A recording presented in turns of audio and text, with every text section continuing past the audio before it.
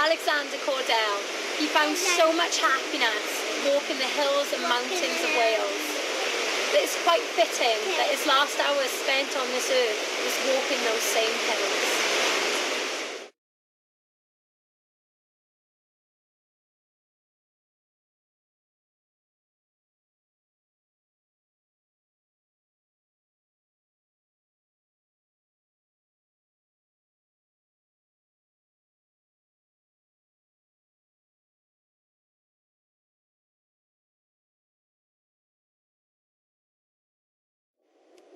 Okay, Kerry, can you tell me what were the working conditions like for children in the 1830s? Some of the reports from the Employment of Children Act, 1842, and one of the wonderful things about this is that it actually talks to mine managers, colliers, local vicars, and the children themselves about their working conditions underground.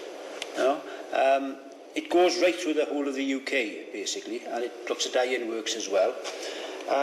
But like I said, one of the best parts of it really is the fact that you've got illustrations of the way they work in, the height of the tunnels, the lack of support by the look of this, so they just basically with a rock top and a rock bottom and very little support in between.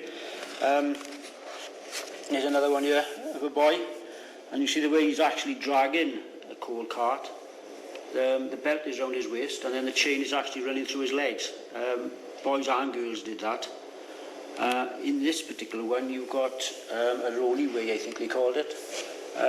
Not a track as such, but just sort of boards laid on the floor. I'm Edward Edwards and I'm 9 years old.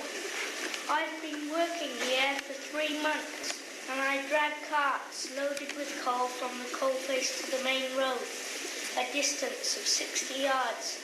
There are no wheels to the carts. It is not so well to drag them, as the cart sometimes is pulled and I get crushed often. I've often had my fingers and feet hurt and had to stay home for some days. What sort of age would these children have been doing this sort of work? Between about 5 and 11, apparently. Most of them were probably about 10, because 5-year-olds haven't got that much pulling power anyway. They did various jobs underground, not just pulling trucks and drams around.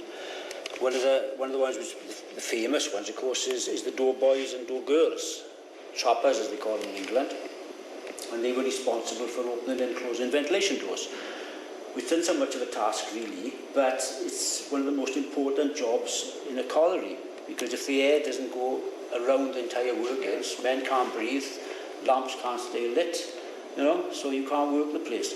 So it was, and in the way they worked in those days, you can see, hang on, just show you here. It shows the various stalls. So you'd have a main roadway and then stalls going off the road. So obviously the air's got to go around all these, yeah? Very complicated system. And if they are not closed properly, you end up with gas going the wrong way, going back into the working faces, hitting candles and causing explosions. And there's lots of kids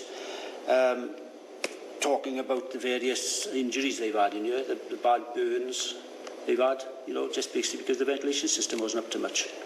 The problem with using children underground, especially young children, is they're not highly disciplined sometimes.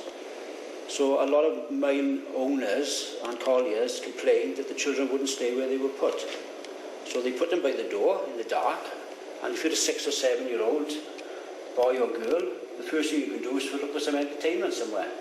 And you're going to wander off from the door, and that means then that the door isn't open quick enough for the journeys to come through. You know? So it's not an ideal situation. But unfortunately, in those days, they were short of labour in a lot of places. This is before the great influx of immigrants who were coming in, you know. Yeah. And of course, people were moving down from Brecon, Carmarthen, you know, the outlying areas to come into the coalfields, but it wasn't in vast numbers. My name is Jeremiah Jenkins. I am 10 years old. I've been down here for 5 years now, except when there was the explosion. Many of us here at Battery Hatch were away from work with these burns on our faces. After these acts, of course, they were coming in from all over, which completely changed the nature, the language of Wales, the social life of Wales, you know, could change completely by the end of the 19th century. But in this part, you're still basically a Welsh-speaking localised area, Community. you know, localised community, a growing community in the middle of sort of what was nowhere before, what had been hill farmers, a couple of sheep, small cattle, yeah? Yeah. From then on, of course, you've got these entrepreneurs coming in, or local people actually developing small drift mines, shallow pits. Yeah? So it's a very, very interesting period, and very, very different from the stuff I normally cover, which is the big headgears, the coal cutters, the huge explosions after 1850, you know, which we all think of as being Wales. But in this period, it's a different world almost. And who do you all think you're looking at? That's right. Take a good look, missus. For I tell you now, it was not always that you see me this day. Ah, no. A good Catholic girl was I brought up, back home in Ballycarney in the sweet county of Killarney. Sure, if I'd known then what I know now, I'd have ever come to this place. But it wasn't in my heart to go to this one. There's no future for us here in Ireland, says he. But I've heard of a place in the land of Wales called Blaenavon, where there are fortunes to be made. So come with me now, darling. And sure, in 5 years won't I bring you home, all dressed in a silken gown with silver buckles on your shoes. He'd always away with the words, my man. If I close my eyes, I can see him now as he was on our wedding day.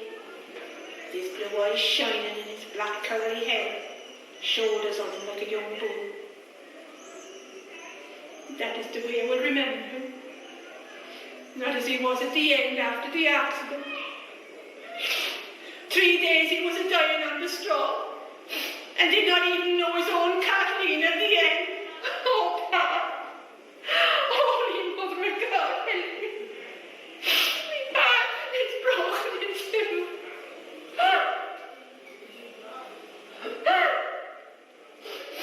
I should never have come to this place, for it has taken everything from me.